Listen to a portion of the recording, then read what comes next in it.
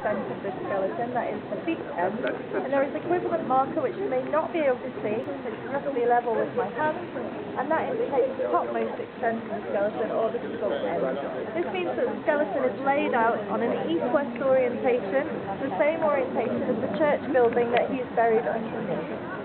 The burial is laid out facing towards the high altar of the church, which is underneath the modern building you can see in front of us. By extension, this means the burial is facing to the east, under the rising sun, which in Christian dogma is the location where Jesus will be seen at the time of the resurrection. This explains why all Christian burials are on this east-west orientation, right up to the present day. The high altar of the church, underneath the building in front of us, is the topmost extent of the church building. It runs back into the presbytery and the choir, where we're stood now, and then extends off behind us for several tens of metres into the nave of the church. This is the open, publicly accessible area of the church, as opposed to these more easterly sacred areas, which would only have been accessible to the friars themselves.